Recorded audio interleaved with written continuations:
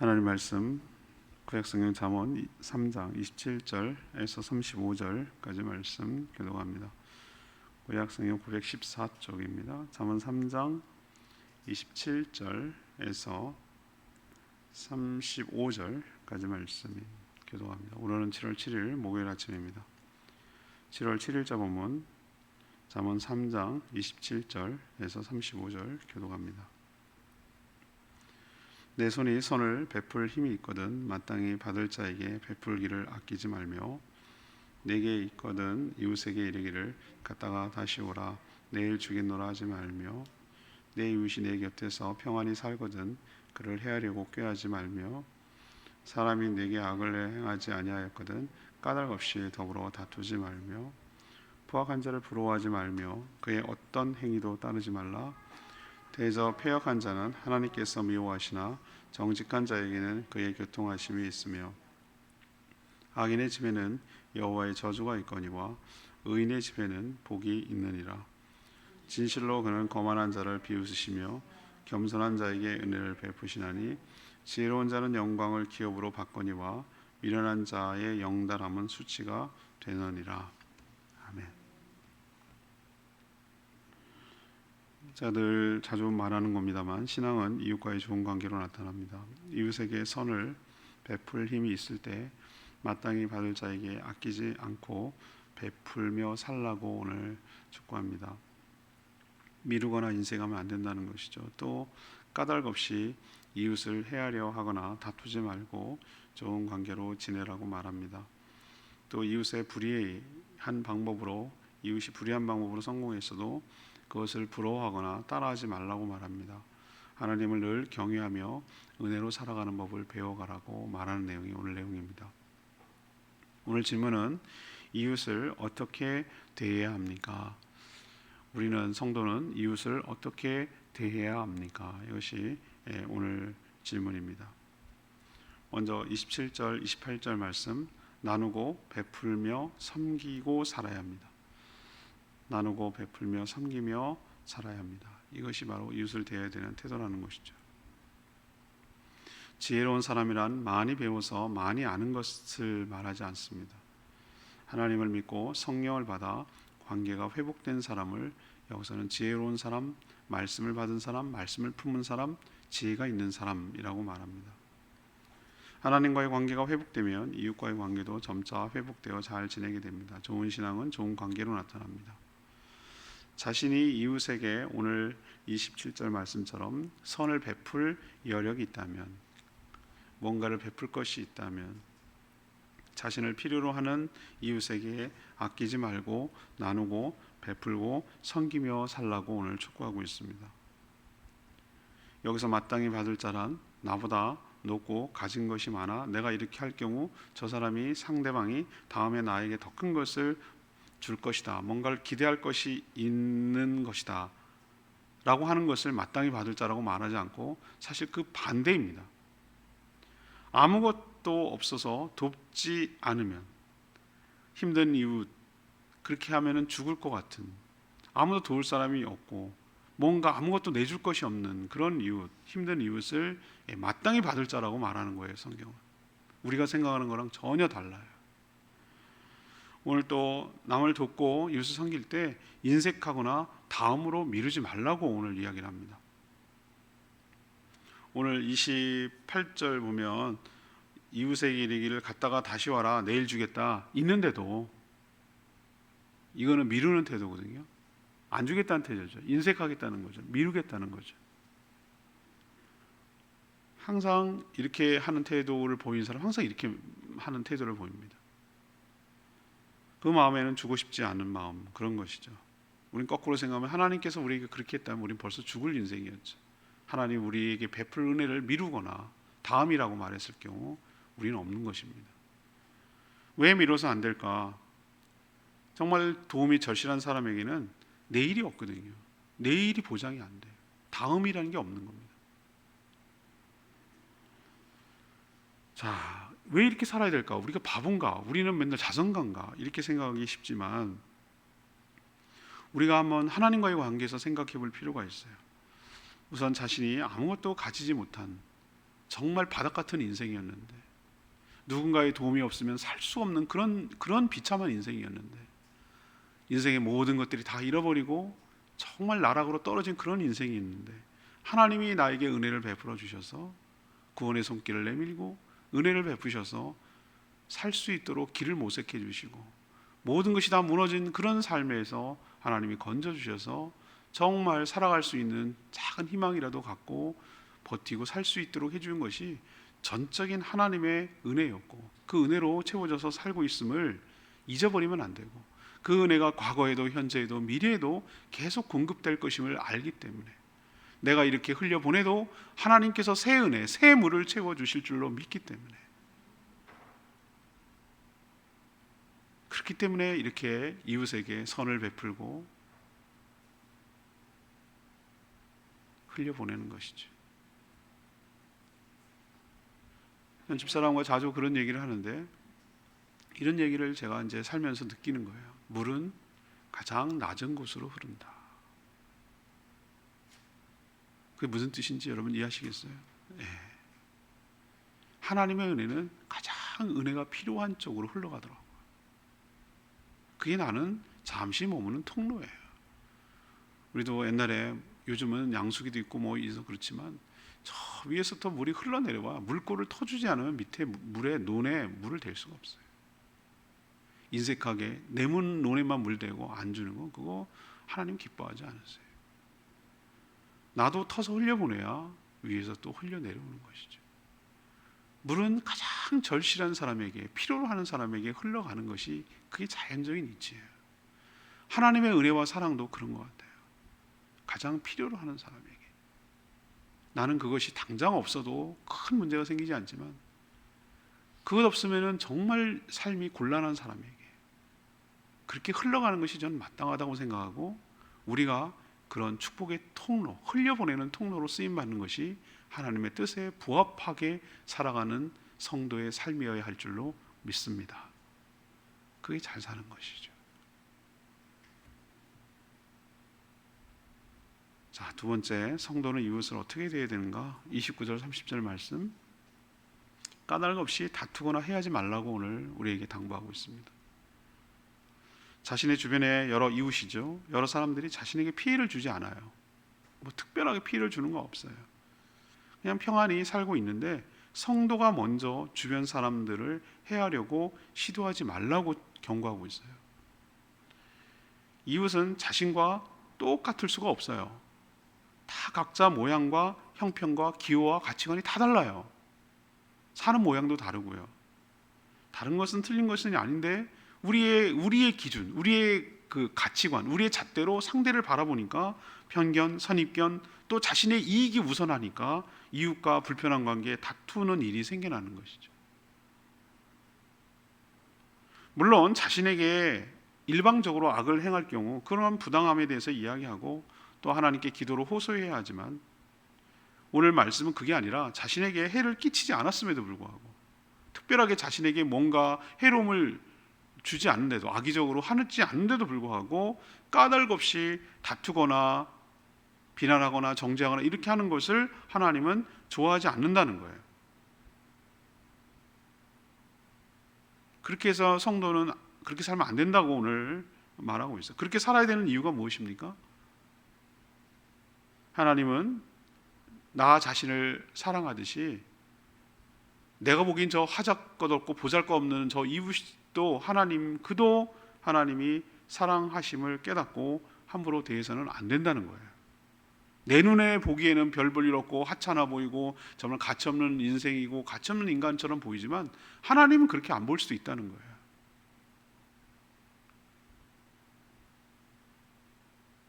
또한 다투기를 좋아할 경우 전도의 문이 막히고 하나님의 영광을 가리고 욕이 될 수 있기 때문에, 성경 말씀이 뭐라고 했습니까? 이웃과 더불어 할 수 있으면 모든 자들과 화평하며 지내라 라고 이야기하고 있는 거 우리도 기억하고, 이웃과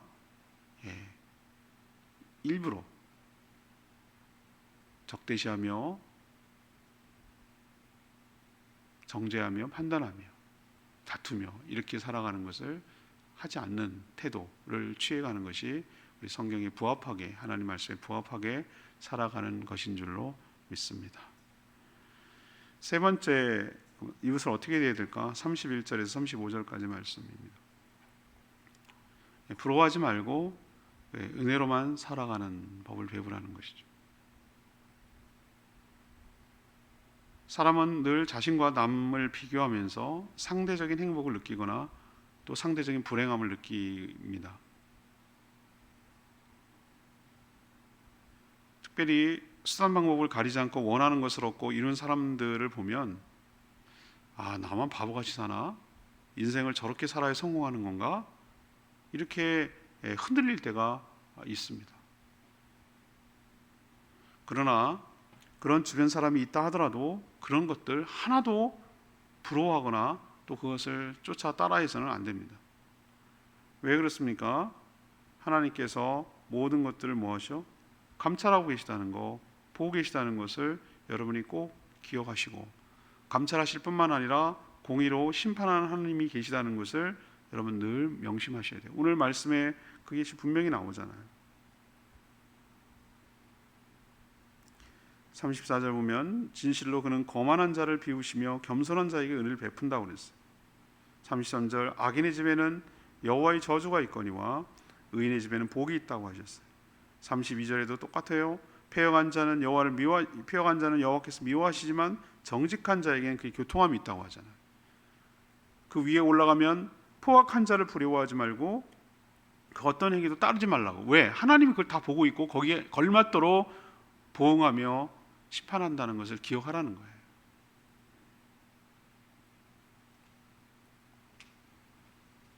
늘 있는 것에 자족할 줄 알고 하나님에 감사할 줄 알고 살아가는 것이 진정한 축복이고, 불의하고 부당한 방법으로 잘 되는 것처럼 보이는, 일시적으로 잘 되는 것처럼 보이는 그런 이웃을 부러워하거나 쫓아하거나 따라할 필요가 없어요. 행복은 비교해서 오는 것이 아니에요. 우리 속담 중에 제가 참 좋지 않다라고 하는, 사촌이 땅을 사면 배가 아픈 그런 그 속담은 참 정말 아주 못된 생각이라고 생각해요. 사촌이 땅을 사면 축하해주고 격려해줄 때 나에게도 복이 임할 줄로 믿습니다. 남 잘 되는 꼴을 못 봐. 다 같이 망해도 그게 뭐예요? 다 같이 잘 돼야죠. 왜 남이 안 되는 걸, 남이 잘 되는 걸 배 아파합니까? 남이 잘 된 것처럼 나도 잘 되면 되잖아요. 근데 우리는 남이 조금이라도 나보다 더 잘 되는 비교, 상대 비교를 통해서 행복을 느끼려고 하니 행복의 근거와 포인트가 틀렸다 이 말이죠. 행복은 거기서 오는 것이 아니에요. 하나님으로부터 오는 거예요. 근데 하나님은 각각 다 모양대로 하나님이 사랑하시고 그 모양대로 축복하세요. 그렇기 때문에 남과 비교해서는 이게 정말 웃기는 거예요. 하나님을 잘 모르는 거예요. 나는 나대로 행복한 것이고 나는 나기 때문에 가치 있고 귀한 것이거든요.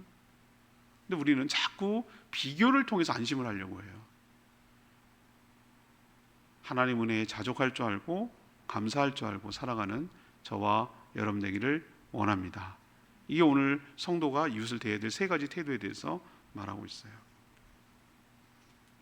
오늘 내 말씀에서 저는 32절로 잡았습니다. 대에서 패역한 자는 여호와께서 미워하시나 정직한 자에게는 그의 교통하심이 있으며 라고 했어요. 교통하심이 있으며. 성도가 외부 상황이나 환경이 흔들리지 않고 살아갈 수 있는 비결은 바로 하나님과의 교통에 있어요.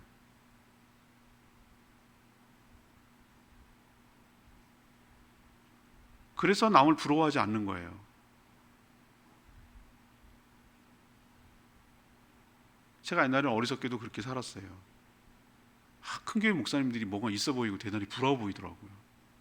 지금 생각하니까 하나도 안 부러운 건 아니지만 그다지 부럽지 않아요. 각각 모양이 다 있고요. 계란 자체가 다 어렵기 때문에 다 그릇이 다르고 그렇기 때문에 비교해서 그거 하는 거 어리석어요. 그게 비로소 어떻게 해서 생겨났냐면은 하나님과의 말씀을 통하여, 하나님의 말씀을 통하여 나에게 주시는 분명한 메시지가 있었기 때문에, 그런 교통함이 있었기 때문에 요동함이 없었던 것이죠.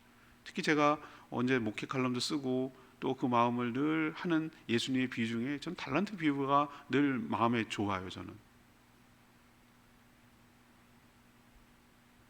저는 그냥 2달란트 받은 걸로 생각하면 돼요. 5달란트 받은 거 부러워할 것도 없고요. 1달란트처럼 살면 안 돼. 그렇게만 안 살면 되는 거예요. 하나님의 평가는 다 똑같고 똑같이 칭찬하여 주시고 상급을 주실 줄로 믿습니다. 하나도 차등하지 않아요. 처음부터 그랬어요. 출발이 그랬어요. 그러니까 남 비교할 거 하나도 없어요. 내게 맡겨진 일에 최선을 다하고 성실하면 그뿐이에요. 그것이 어떻게 가능한가? 말씀을 통해서 저에게 주시는 성령의 교통함이 있기 때문에 그렇게 요동함이 없는 것이고 남을 부러워할 이유가 없는 것이죠. 이런 하나님과의 관계가 없어서 교통하지 않는 사람은 스스로 하나님이 되어요. 그래갖고 자기가 하나님에 대해서 모든 상황을 판단하며 살아가니까 남 비교할 게 없으니까, 하나님 말씀을 모르고 교통하고 교제하지 않으니까 자꾸 기준을 보이는 남과 관계성 속에서 내가 머리가 좀 더 앞으로 나오면 한 발짝 더 나가면 내가 잘 살고 있는 걸로 그렇게 비교하는 것이죠. 그래서 상대적 행복과 불행을 막 계속 교체해가면서 겪는 것이죠. 남과 비교하며 상대적 우위에 안심하는 어리석음을 범하지 말고 성도는 하나님을 신뢰하고 의지하면서 요동함이 없는 삶을 살기를 바랍니다. 하나님께서 나를 사랑하시니 내 모든 필요를 채워주실 줄로 믿고 작은 것에 전전긍긍하지 아니하고 신뢰하며 인내하며 믿음으로 살아가는 저와 여러분 되기를 소망합니다. 여러분 잘 살고 있는 거예요. 하나님 말씀을 붙들고 그 말씀을 통하여 기도로 교제하는 그런 삶이기 때문에 오늘 약속하신 대로 하나님께서 뭐 하시는 거죠? 포악한 자, 악을 행해서 잘 되는 자, 그런 것을 부러워하지 않고 내 걸음대로, 내 인생길을 내 속도대로 바른 방향으로 뚜벅뚜벅 성실하게 걸어갈 수 있는 비결이 거기에 있는 거예요. 남과 자꾸 비교하면 초조해지고 불안해지고 막 이렇게 오버하게 되고 막 낙담해서 좌절하고 주저앉고 포기하게 되고 이렇게 돼요. 그러지 말고 하나님을 바라보면 하나님이 주어진 나의 속도대로 나에게 맡겨진 일을 성실하게 뚜벅뚜벅 걸어다가다 보면 하나님께서 소망의 땅으로 인도하여 주실 줄 믿습니다. 하나님 우리에게 탁월함을 요구하지 않고 성실함을 요구하세요. 꼭 기억하셨으면 좋겠어요. 하지만 오늘 포인트는, 주제는 그게 아니에요. 오늘 어떤 주제로 오늘 말씀을 끌어갔죠? 이웃을 어떻게 대해야 됩니까? 우리 신앙이 이웃을 대하는 태도로 나타나는데, 첫 번째는 어떻게 된다고요? 나누고 베풀고 섬기며 살아라. 인색하지 말아라. 주저하지 말아라. 미루지 말아라. 내가 도울 수 있을 때 도와라. 저에게 찾아오는 사람, 그게 뭐가 됐든 간에 나를 내어주고 섬겨주고 도와주고 그렇게 하기로 마음을 작정하는 거예요. 여러분, 내가 형편 좋아지면, 내가 나아지면 그때 해야지, 그게 아니고요. 내가 결심을 하는 거예요. 어떻게 결심하냐면, 나는 이렇게 생각하는 거예요. 나는 누군가 나에게 도움을 청하고 뭔가 나를 필요로 하면 나를 내어주기로 결단한다. 이렇게 마음을 먹는 거예요. 그리고 실제로 그렇게 일이 생기면 나는 내 나름으로 내가 할 수 있는 최선을 다해서 도와주고 섬기기로 하는 거예요. 형편 좋아, 이게 아니에요. 여유가 그거 아니에요. 갑자기 막 치고 들어오고 갑자기 오는 경우도 있어요. 그렇지만 최선을 다해서 섬기기로 하는 거예요. 두 번째, 이웃을 어떻게 해야 됩니까? 까닭 없이 다투거나 해하지 말려고, 악의적으로 상대방을 하지 말라고. 물론 부당한 경우가 있어요. 그렇지만 그건 정당한 방법으로 얘기를 하고 어필하고 하나님께 호소하고 기도해야 되지만, 이유 없이 분명 근거도 없는데, 그럴 만한 이유도 아닌데 이웃을 음해하거나 욕하거나 정죄하거나 판단하거나 다투거나 싸우거나 이렇게 하는 거 하나님 기뻐하지 않는다고. 세 번째는 뭡니까? 악인이 악한 방법으로, 패악한 방법으로 잘 되는 거 부러워하지 말라고. 부러워하지 말라. 따라하지 말라. 그리고 은혜로만 살아가는 법을 배워가시라고. 이렇게 살아가는 것이 이웃과의 나와의 관계를 어떻게 해야 되는지 오늘 주시는 귀한 말씀인 줄로 믿습니다. 여러분도 이웃과 더불어 잘 살아가는 저와 여러분 되기를 소망합니다. 오늘 말씀 붙들고 기도하기 전에 797장, 하나님께서 당신을 통해, 찬양집 797장 부르고 기도하겠습니다. 찬양집 797장입니다.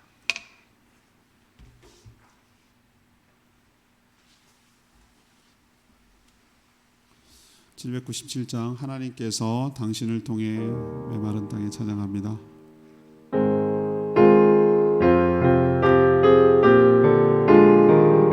하나님께서 당신을 통해 메마른 땅에 샘물 나게 하시길 가난한 영혼 목마른 영혼 당신을 통해 주 사랑 알기 원하네. 그렇습니다. 하나님께서 여러분을 통해서 가난하고 목마른 영혼에게 하나님의 은혜가 흘러가는 축복의 통로로 쓰임받게 되기를 원해요. 물은 낮은 곳으로 흘러갑니다. 하나님의 은혜는 필요로 한 곳으로 흘러가야 되는 게 맞아요. 우리는 고여있는 것이 아니라 흘려보내는 통로인 줄로 믿습니다. 그것이 인생을 잘 사는 것이고 하나님의 뜻에 부합하게 살아가는 것인 줄 믿습니다. 내 것 하나도 없었습니다. 또 가지고 움켜진다고 해서 내 것 되지 않고 영원히 내가 가지고 가지 못합니다. 우리 역시 누군가가 흘려보낸 것으로 살았고 또 흘려보내는 것이 마땅할 줄로 믿습니다.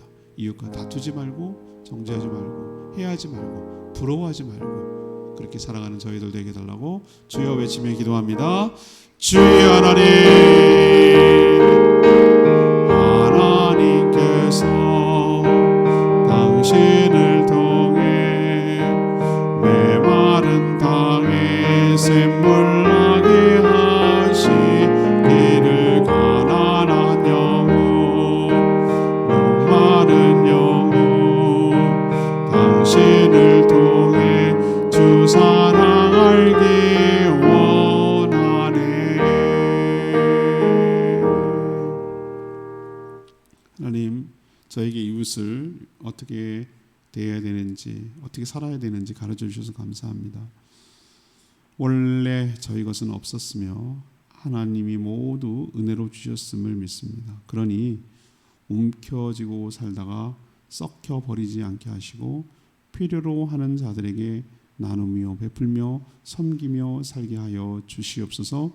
이웃과 까닭 없이 다투거나 해하지 않고 모든 사람으로 할 수 있다면 좋은 관계를 유지하며 화평 가운데 살게 하여 주시옵소서.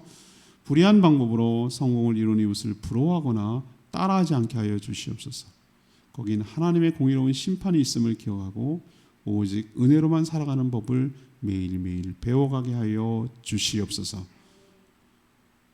오늘도 한 가지 말씀을 붙들고 우리 삶에 적용하며 실천하기를 원합니다. 말씀이 나를 하나씩 가르쳐주고 나의 삶과 생각을 바꾸게 하여 주시고 말씀의 지배를 받고 말씀의 인도를 받는 저희 모두가 되도록 은혜를 베풀어 주시옵소서.